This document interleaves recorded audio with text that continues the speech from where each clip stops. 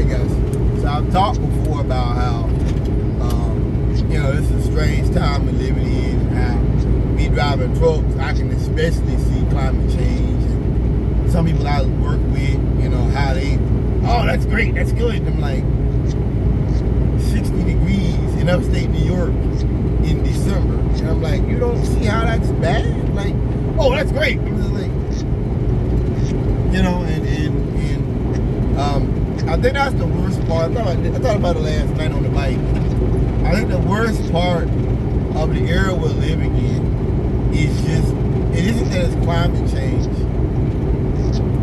It's climate change and maybe nobody cares. And maybe we were right. And that what they're gonna do is coming. You can bet on. I've been right all along. They're gonna try to push a nationwide Don't Say Gay bill.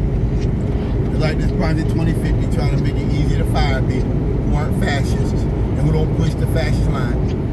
We're going to try to push a nationwide Don't Say Gay bill. It may pass, it may not. And what's going to come after that is they're going to make it legal to talk about climate change. That's the next part. Because see, these white people, one thing about Southerners is they're always looking for the next hill to die on. That's why you had this big case, Supreme Court, and the gay case, and they're like, oh, well, this is about legalizing, you're making it legal to be a Christian. Totally fake. Didn't even happen. They made it up. Cody made it up just to have something to complain about. That's the world they will live in. They live in a world of something that might happen 100, 200 years from now that they might have to worry about.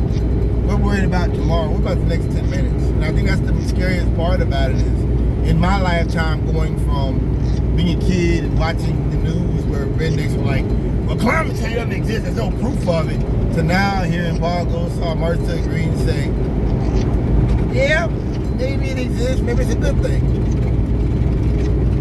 And the next step, in my opinion, is going to be, they're going to make it illegal to talk about it. I mean, if you're going to make it illegal to talk about gay people, and I said it before, with DeSantis talking about gays in the black history, let me ask you a question. So those gay people that were black, does that make their sacrifice any lesser than Dr. King?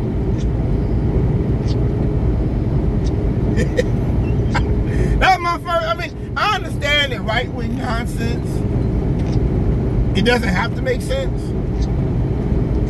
That it is half a thought, and that these rednecks, they don't care. I get that, okay? I get it. It doesn't have to make sense.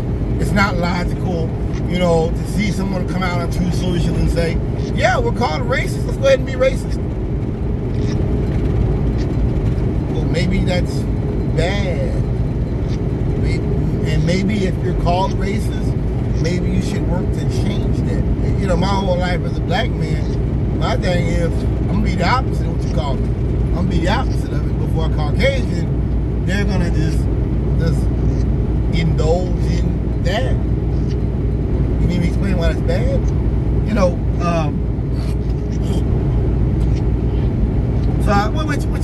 Which once again, that was coming. That's something else that's been going on online. Once you keep Stephen Miller on your cabinet after you know about him, you pretty much already said see, sometimes in life when you're a leader, things come to your attention that you have to act. That's why people will be like, don't tell me.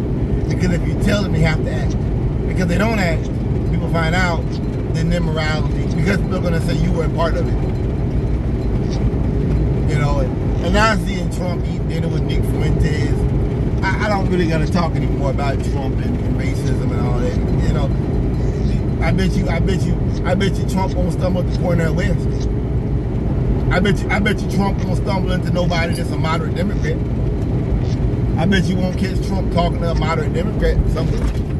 And the idea Secret Service didn't know who Nick Fuentes was. You've got to be incredibly stupid to believe that. If just anybody's walking up there doesn't know who they are, you've got to be incredibly stupid to think that. If people are just walking up to him, just not being petted down, not being vetted, let's eat dinner with him. So for me, that's the scariest thing about it. It isn't driving around at 40, 50 degrees in December in the South. excuse me, in January, January, it's 30, 40 to 50 degrees in the south, in upstate New York, in areas like that. It's just the fact that maybe this stuff is real, and so what? You know what I mean? It's like, you know, they had these cults, and the cults are like, they're like sleeping with everybody's wives, and they're doing drugs, and it's like, yeah, maybe they are doing it, so what? Maybe he is messing with kids, so what? What are you gonna do about it? You gonna stop him? You gonna call police when they show up? You're under arrest. Hands behind your back. you gonna walk like Waco style? You gonna walk up in there and just blue lights on, slap the cuffs on? Maybe what you've been thinking and believing and investigating, maybe it's true, and maybe nobody cares. That's the scariest part, is that maybe it's worse than we think, and nobody cares. I feel bad for the kids ultimately, I really do. But for myself, a little selfish, I'm glad that we're no longer talking about America being light of the world and light of the hill. I'm glad that's over with. We're not talking about like America being like this global fight for peace. That's a bunch of crap. Nobody believes. That's what I'm happy to hear about. That we're not telling that crap no more. Like, we're like, fuck the WHO, you know, Trump to my pull out of NATO. Like, we're not talking about America being this beacon of light anymore. We're just, you know, and I've talked about it, and there was a Yale University a speech on it where a guy talked about preparing for a ruthless America. Leave it at that.